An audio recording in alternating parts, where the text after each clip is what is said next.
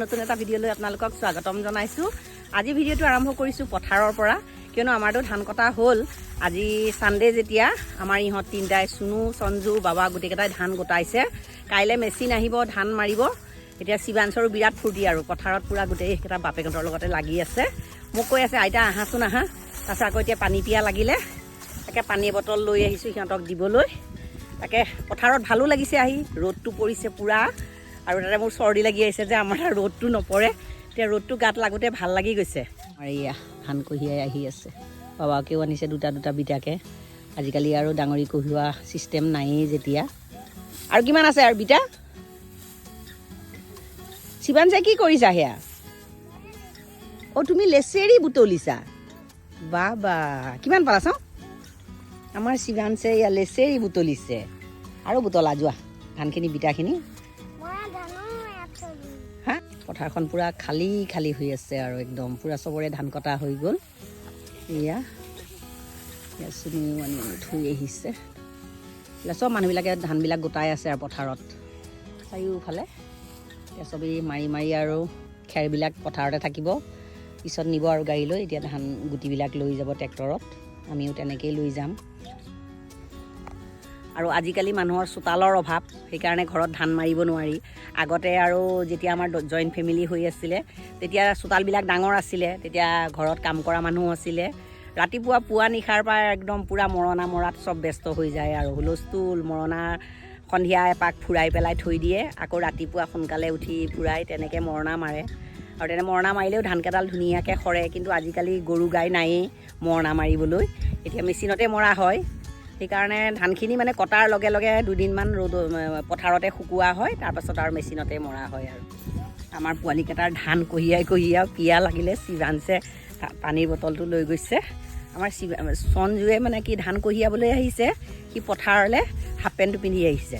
কৈছে ইমান খজুৱাইছে। মই কৈছোঁ জানিবই লাগে, পথাৰলৈ আহিলে দীঘল পেণ্ট এটা পিন্ধি আহিব লাগে। এতিয়া বহি লৈ পূৰা পানী খাই আছে তিনিটাই বহি, দেখিছোঁ চাব দেই, মই দেখাম। ক'লৈ গ'ল বাবা? কিহৰ কাৰণে? অ' শিৱাঞ্চৰ কাৰণে এচাৰি? কিহৰ কাৰণে? অ' ৰাতি হ'লে নপঢ়ে। সিহঁতৰ এতিয়া পিঠা কঢ়িয়াই কঢ়িয়াই ভাগৰ লাগিলে তিনিটাই বহিছে ইয়াতে। লেচেৰি এক মুঠা মোক দি থৈ আহিছে নহয় ন? এই মই ধুনীয়াকৈ ধানৰ ওচৰত থৈ আহিছোঁ। পথাৰ ঘৰলৈ লৈ যাব লাগিব। সেয়া নমত দিব লাগিব। ভগৱানৰ ওচৰত কেতিয়াবা ধান লাগে যে, সেই লেচেৰিখিনিৰে ধান উলিয়াই পেলাই ভগৱানক দিম। অঁ, দুৱাৰৰ ওচৰতে ওলমাই দিব লাগিব দেই। অঁ, ধুনীয়া লাগিব ন? এতিয়া আমাৰ ৰাইজে বোলে চাহ খায়। এডৰা ধান কঢ়িয়াবলৈ আছে, সিহঁতৰ ভাগৰ লাগিলে। এতিয়া মোক চাহ আনিবলৈ পঠিয়াইছে ঘৰলৈ আকৌ। তাকে গৈ চাহ অকণ লৈ আহোঁগৈ। আমি চাহ দিবলৈ আহিছোঁ, দেখিছে ইমান ধুনীয়া ছাগলী পোৱালিকেইটা। লাটু ককাহঁতৰ ছাগলী এয়া। ঘৰলৈ লৈ যাবা? লাটু ককাক গ'লে সুধিব লাগিব, আমাৰ শিৱাঞ্চক বোলে ছাগলী লাগে, দিবা নেকি বুলি। এয়া চাহ লৈ আহিছোঁ। এয়া শিৱাঞ্চে পানীৰ বটল লৈ আহিছে। এতিয়া গৈ থাকোঁ। এতিয়া বোলে চাহ পথাৰত ইহঁতে চাহ ৰক্ষা নোহোৱা কৰিছে, চাহ খাই। তাকে লৰালৰিকৈ বনাই আহিছোঁ। শিৱাঞ্চে একে মাকক ৰক্ষা হেৰুৱাইছে। ভাত সোনকালে বনোৱা। আধা বাটতে বিদায় এৰি গুচি আহিলে, জোৰ নাই গাত।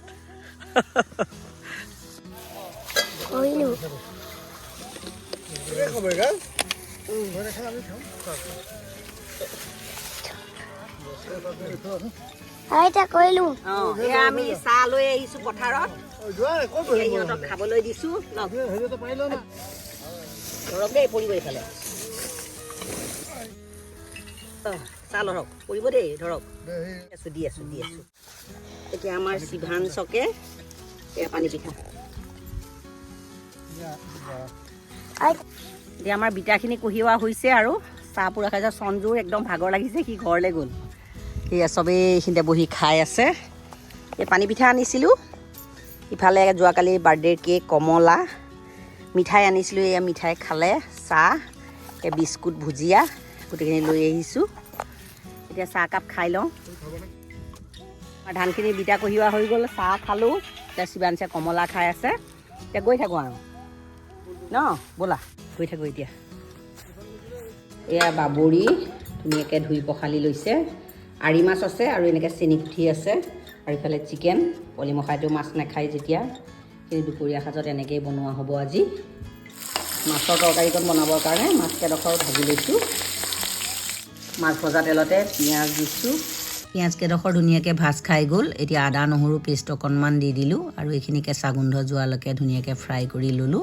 আৰু এতিয়া জোখ অনুযায়ী হালধি দি দিলোঁ আৰু শাককেইডাল দিলোঁ আলু এটাৰ সৈতে আৰু জোখ অনুযায়ী নিমখ দি দিলোঁ।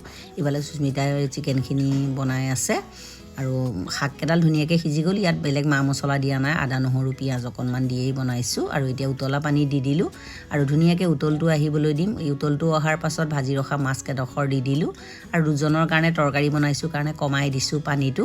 আৰু 5 মিনিটমান উতলাই লোৱাৰ পাছত ধনিয়া পাত দি দিলোঁ আৰু মাছৰ তৰকাৰীখন ৰেডি হৈ মাংস তৰকাৰীখিনি ৰেডি। এতিয়া শেষত ধনিয়া পাত অকণ ময়ে দি দিছোঁ। এনেকুৱাও জোল কৰি কেতিয়াবা খাই ভাল লাগে, জালুক চালুক দি। পনীয়াকৈ বনোৱা আমাৰ চিকেন ৰেডি। বেঙেনা কিছুমানো ভাজি ল'লোঁ।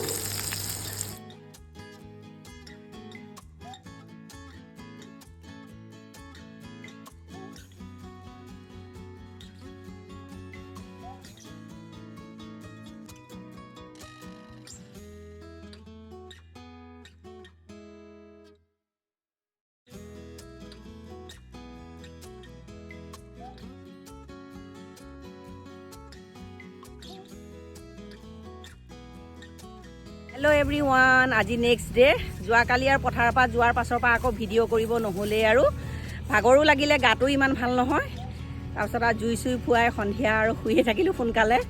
আজি এতিয়া পথাৰত লাষ্ট ধান মাৰিব আৰু এতিয়া ধানখিনি আৰু সঞ্জু আজি কলেজ গ'ল, শিৱাংশু স্কুল গ'ল, চুনু কামলৈ গ'ল, সুস্মিতাও গৈছে তেজপুৰলৈ বিশেষ এটা কামৰ কাৰণে। এতিয়া আমি দুইটা নালাগিলেও নহয়, কাম কৰা মানুহ আছে বাৰু। এতিয়া এয়া পানীৰ বটল চটল লৈ পথাৰ পাইছোঁহি। কোনোমতে পথাৰ পাইছিলোঁহে। মেচিনত ত্ৰিপাল চিপাল পাৰি ৰেডি কৰিলে। আমাৰ এওঁ আকৌ মস্ত ত্ৰিপালখন নিলে, সৰু এখন নিলে, এই নেটখন নিয়া নাই। আকৌ মই ঘৰলৈ আহিছোঁ। ঘৰলৈ আহি একদম ধুমধাম নেটখন লৈ গৈছোঁহি। ইফালে ইমান টোপনি উঠিছে নহয়, একেবাৰে কি ক'ব আৰু।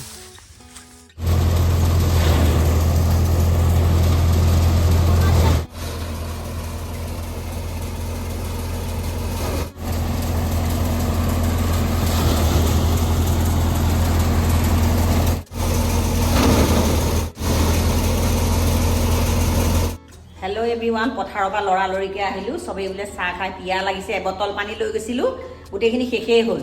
এতিয়া আহি ধুমধাম পানীও নিওঁ। ইফালে লাল চাহ বনাইছোঁ, ইফালে এয়া এইখিনি বনাবলৈ আছেই। এই কেইখনমান এয়া লুচি বনাইছোঁ, তাকে লৰালৰিকৈ বনাই আৰু পথাৰলৈ লৈ যাওঁ। দেখাই থাকিম বাৰু, ভিডিঅ'টো শেষলৈ চাব।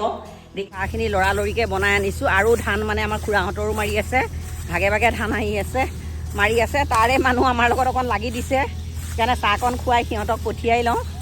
এইখিনি ধান ভৰাই আছে, এয়া বস্তাত ভৰাই আছে। এয়া এইখিনিও আমাৰ খুৰাহঁতৰ লাগি আছে।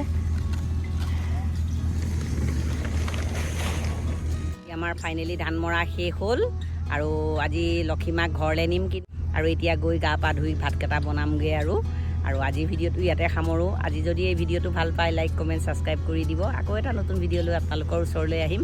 আজিলৈ আহোঁ, ধন্যবাদ।